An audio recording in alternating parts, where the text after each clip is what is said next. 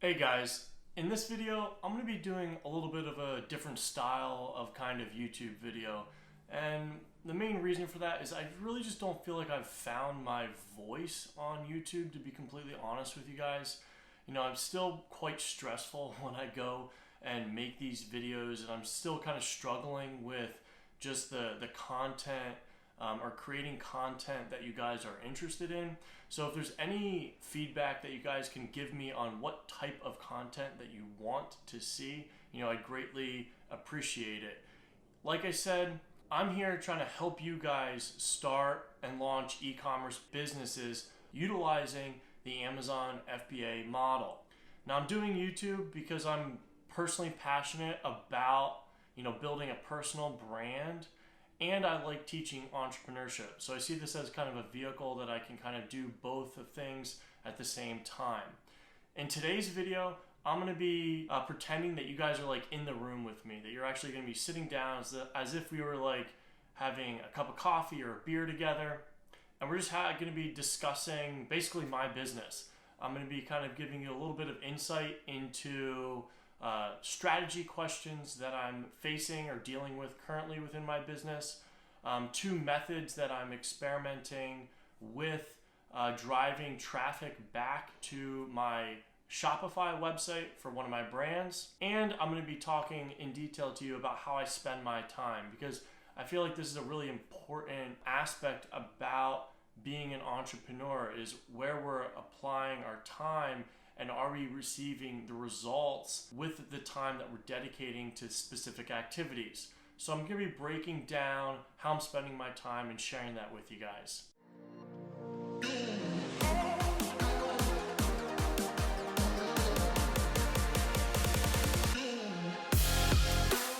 If you guys don't know, my name's Lamar and I'm a 7-figure e-commerce seller. I utilize Amazon FBA, and then I also have 3 Shopify websites for each of my respective brands. I wanted to make sure that if you're getting value out of today's video, please hit that thumbs up button. And like I said earlier, please let me know if you have any suggestions for content, things that you want me to make. What are you interested in seeing videos produced about? This does take a lot of time, and I want to make sure that you guys are getting the most out of it because I'm doing this for you. In this video, like I said, it's going to be a little bit of a different style. It's as if you're going to be sitting here in the room with me and we're just having a cup of coffee or a beer, and we're kind of talking about my business. So I first just wanted to start off this video with talking about how I spend my time. And this is going to lead into essentially some data on tracking my time and the activities that I spend the majority of my time doing. And I was originally introduced to this idea by my good friend Miles.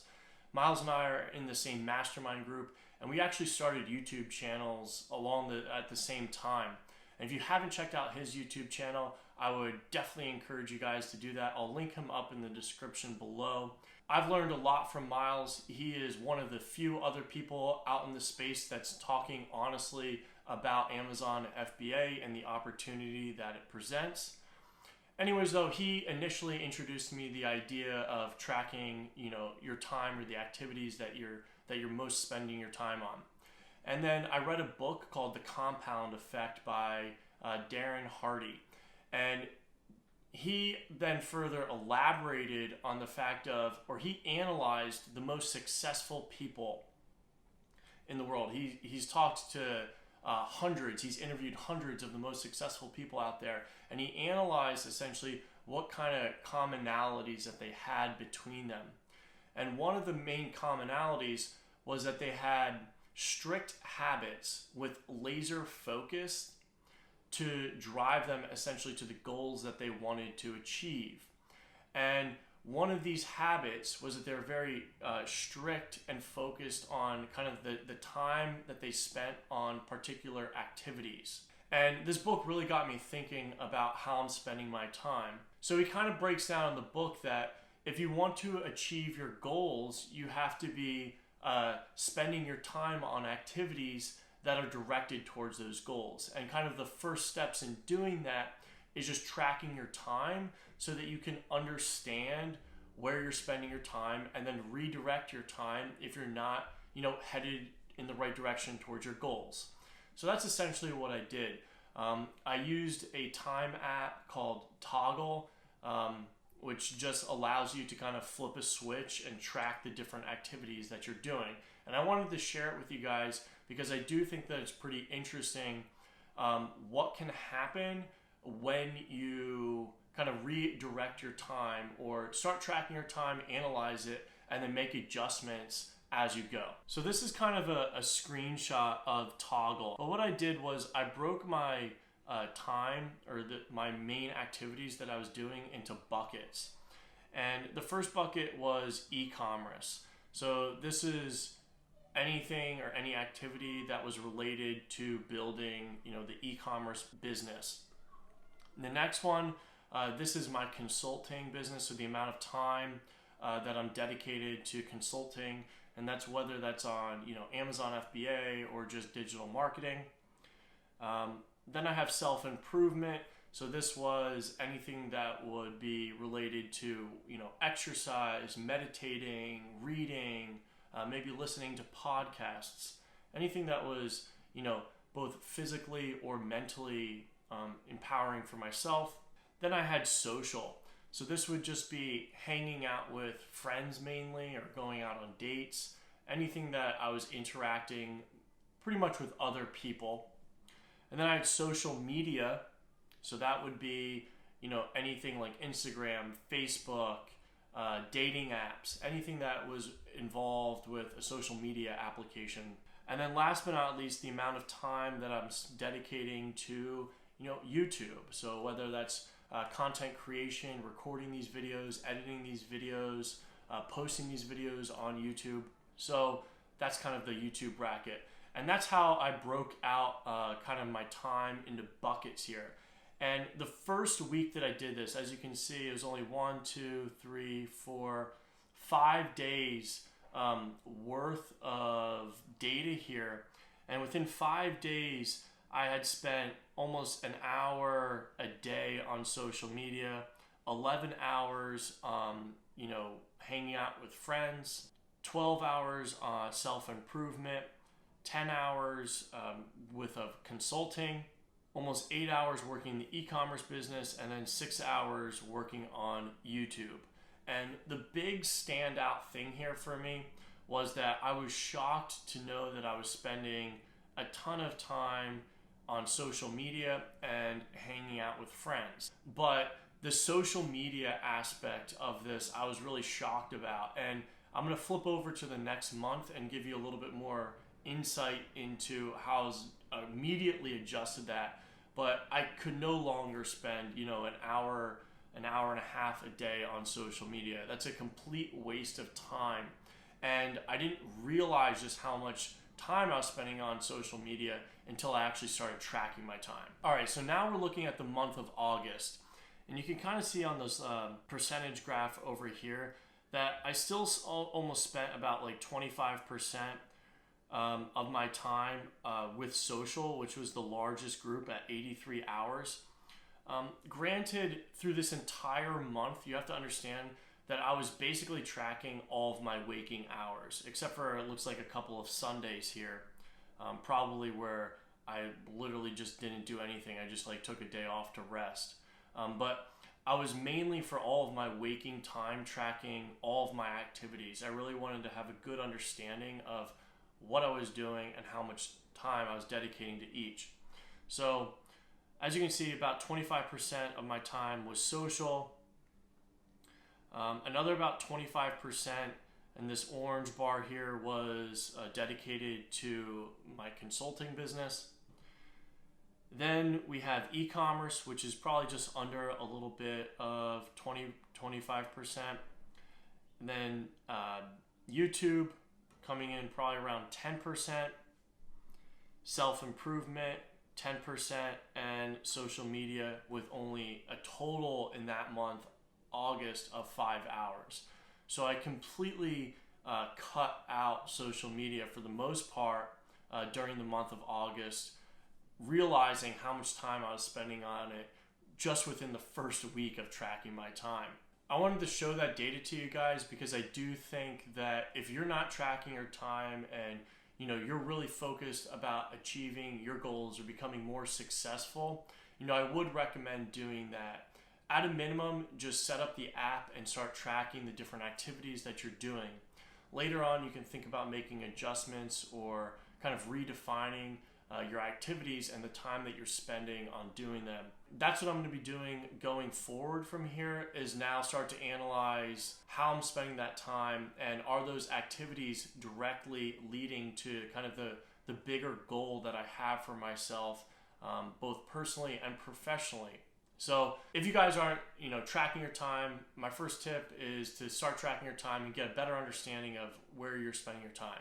The next thing that I kind of want to discuss here is talk to you a little bit more in detail about one of my brands. And I know I haven't publicly said this before, but essentially one of my brands is a t-shirt brand. And it's a pretty good brand. It does about, $300,000 a year probably right now, which isn't like a huge success, but I would call that kind of like a good niche brand. We've also been quite successful at driving sales to our own Shopify store. So about 25% of our sales are now coming from the Shopify store versus Amazon. One of my concerns though is that I've directed a lot of the team's efforts towards building up this brand, and I'm just not sure how big the niche is. And the reason for that is I believe that we've tapped out of our opportunity kind of on Amazon. People that are searching for this particular product, this particular t-shirt, we dominate this niche. So for the people that are kind of searching for this product, we're tapping out of that customer group. And we are now trying to figure out, how do we expose the product to more people? How do we get people searching for our product and kind of grow this niche category a little bit bigger than what it currently is right now? I also believe that creating raving fans and strong word of mouth for this brand is there. I believe people are talking about our brand, but I just haven't seen this like year over year exponential growth for the brand, despite the fact that we have been putting in like a lot of effort on branding, new designs, empowering word of mouth. I just haven't seen this exponential kind of growth take place yet. And I guess my concern here is, do you think it just takes time? Do you think it just takes time, several years, maybe 5, 6, 7 years, to build a really strong exponential growth brand that I start to see that exponential growth? Or am I just in a niche that's kind of too small? Quite frankly, that might also just be the reality as well. So I guess I'm kind of posing a question to you guys. Like, what do you think? Do you think that if I continue to listen to our fan base and our customer base, and we continue to cultivate like these really deep connections with our customers, that'll fuel word of mouth? And I know that people, after they see our product and if they talk to their friends about our product, that there is kind of this viral element to it. Do you think that it can become a 500,000, 1 million, 10 million year company, or brand per year? I mean, it just might take several years to take place. So yeah, what do you guys think? Does this have the opportunity to grow, or do you think that I've kind of tapped out of this niche market opportunity here, and I should be looking at other categories, other product categories? So looking forward to hearing your thoughts. Please drop a comment below and let me know your opinion. The other thing that we're kind of talking about or dealing with within this brand is how to come up with new designs. And our current process for new designs is we basically listen to our customers, we get customer feedback, we basically spec out or kind of draft up some ideas. We then take those ideas and we go to designers. So we try to find the best designers we can. After we have some good, decent designs that we feel like for our next t-shirt design, we'll then survey our customers. We'll pass out those designs to our customers and say, which designs are you interested in? We'll get the feedback from them. Then we'll prototype. So we'll start to sample those t-shirt designs, really start to, formalize exactly what it's going to look like. And then we create small batches. So we'll do small orders of maybe a couple hundred units to essentially test the market. And I'm just looking for a faster way of figuring out what designs people want. So if you guys here again have any ideas, or if you might have experimented a little bit differently with designs, or maybe you have a brand with designs, or maybe you've even come in contact with a brand that you think has, done a really good job with kind of fashion or different designs. It doesn't even have to be fashion, but just anything kind of in the space that I'm talking about, where you're exposed to a brand that has a lot of designs. How do they go about choosing designs that people want? This is something that we're struggling with, and I'm sure lots of other people out there are also struggling with it. So if you guys have any tips, I'd appreciate it. Here again, drop a comment below, and I'd like to hear from you. So the next two things that I want to talk about is driving sales to our Shopify store. And we're completing this mainly in two ways. Those are ads. So we do run Bing, Google, and Facebook ads. I'm going to talk a little bit about Facebook ads right now. But then the other method is the insert card. So, as we're selling on Amazon, we have insert cards within every product or unit package that then direct people back to our website. I first just want to talk about the Facebook ads though, because the Facebook ads recently have been contributing to a good percentage of our website sales. And I'm mainly testing more than three. I've gone through a bunch of different promotions, but essentially I'm testing the type of promotion that our customer base is most interested in and has the highest return on investment. So what I'm basically doing is I'm testing, does a 15% discount, or a free plus shipping discount, or a buy one get one free discount, or a buy one get one 50% off discount, or a buy two get one free discount. Which discount basically financially converts the best and has the best ROI, with all other variables being pretty much consistent. So I try to keep the audience consistent, the ad copy consistent, landing pages, the type of product that we're advertising. I'm trying to keep all other variables consistent and just figure out what's the best promotion. Through running these experiments, it's tending to lead towards the higher kind of first purchase value, I'd say. So it's leaning more towards buy one, get one 50% off, or buy two, get one free. Those are kind of the ad sets that I'm testing right now. But I'm spending about $100 a day right now on Facebook ads and seeing some pretty decent success with that. I'm nothing super mind-blowing yet. I'm still tweaking a lot of these things. Once I nail down the promotion, or feel like I have a pretty good promotion, then I'm gonna start to work on the landing pages and upsells and different opt-ins and whatnot. So I am pretty excited about the Facebook opportunity because, like I said earlier, we're struggling with introducing the product to more people. We just need to get greater exposure. We need to show more people about our t-shirts, and I really see Facebook as the opportunity for that. The other thing that we're going to start to think about really hard are our Amazon FBA product inserts, or kind of that flyer or that little postcard that a customer would receive with the product.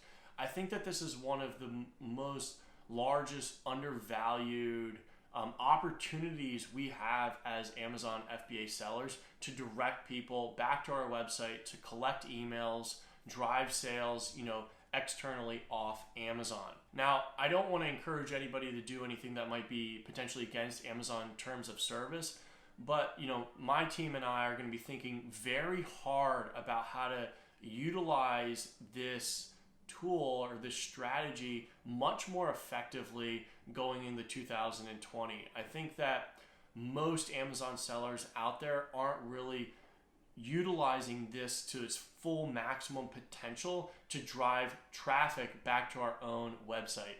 I mean, here we're selling so much product on Amazon, but our conversion rate of getting those people back to our website and purchasing a second or third product over there, in a potentially clever way, I haven't seen it done really successfully yet. So we're going to be thinking a lot more about that. If you guys have seen anything, buying on Amazon, or maybe you've kind of uncovered something that's like been really working well for you, I'd love to hear about it. You can send me a private message, or you can send me, leave a comment below. I'd love to hear about something that you've seen or that you're experimenting with yourself. So please let me know, and hopefully we can just help each other around kind of this topic. And that's pretty much going to wrap up today's video, guys. I wanted to share with you, how I'm tracking my time and kind of where I'm reallocating my time to achieve more personal and professional results or goals that I want to achieve. I also wanted to share with you kind of some of those high-level strategy questions that my team and I are trying to work through and dig through. So last but not least, like I said, I'm trying to create content that you guys want me to produce, that you are getting value out of. So please hit that thumbs up button if you've gotten value out of this video. Also, remember to subscribe to the channel if you haven't already. And last but not least, drop a comment below if you have some feedback, or you're interested in having me do a video about something, or maybe you have a comment on something that I've said in the video. I would definitely appreciate and love to hear from you. So without further ado, guys, I'll see you on the next video. Peace.